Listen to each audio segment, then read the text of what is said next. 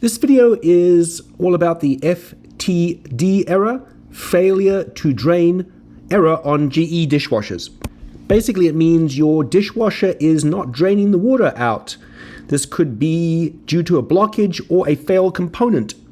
The main failure is that of the pressure sensor, which I'll go over. However, in my case, it was not the pressure sensor. It was something else, a piece of debris stuck in the impeller of the pump that pumps the water out.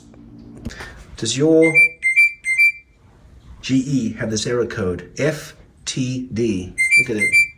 And it's doing the 3 beeps. Well, if it does, watch this space. First thing you want to do is turn off the old girl at the panel here.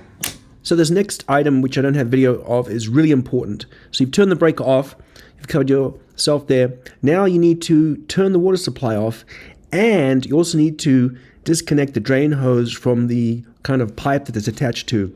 Of course, by the very nature of this error, failure to drain means there's probably water in the machine that is not drained out. So you can stuff some plastic in the end of this drain hose.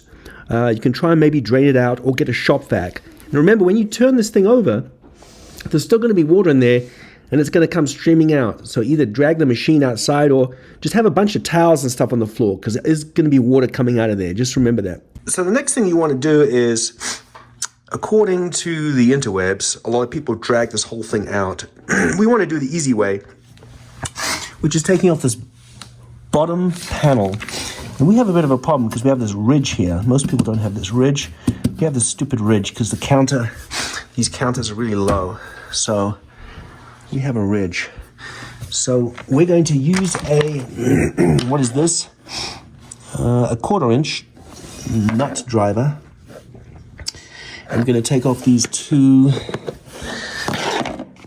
nuts over here. There's one there, and there's one there. All right, so I managed to kind of wrangle this thing, and like I say, it'll be 100 times easier for you. You have a massive 1-inch ledge with this stupid thing. So I'm going to take this off, and under here is going to be your pressure switch. So in my case, I can't really see down there. The floor's too low. I'm just going to drag this whole thing out. So to do that, I had to undo these, which I'd done before, these 2 screws up here. This one here, I'm going to drag the whole bugger out. It's much easier to work on. So we've pulled this bugger out. Man, what a shit show here. We pull this thing out, and we're going to put it on its side and see if we can see this thing. So once the machine's on its side, I would undo the screw over here, take off the drain hose, and just maybe blow on it and see if it is unrestricted. You should be able to just blow and air comes out the other end, or some water. If you blow on it and it's not unrestricted, then you might want to unblock that first. But now let's zoom out, and we're going to go and look at the pressure sensor. To remove the pressure sensor, we're going to lift this little tab up and rotate it counterclockwise. So this is the pressure sensor, and I look down there, and normally it's clogged if it doesn't work, but this is not clogged. So I was going to think that maybe the sensor's bad, so I ordered one of these off Amazon. So we replaced this thing here, and it didn't do anything.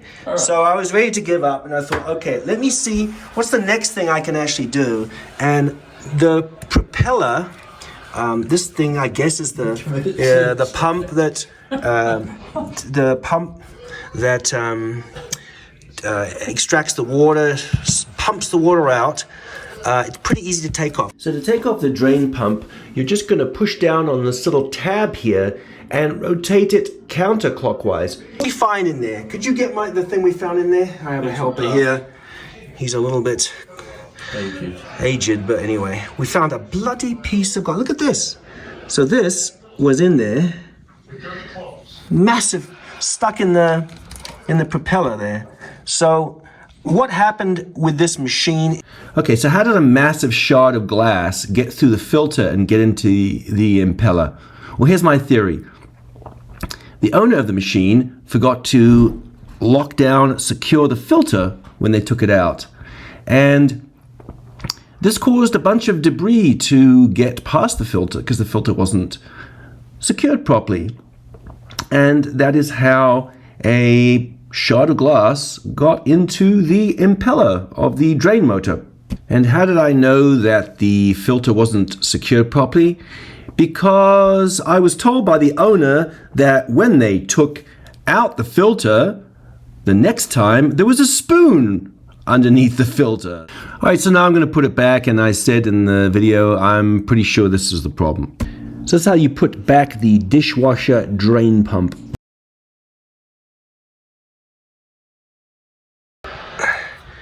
It should just snap back. Of course, it's plastic.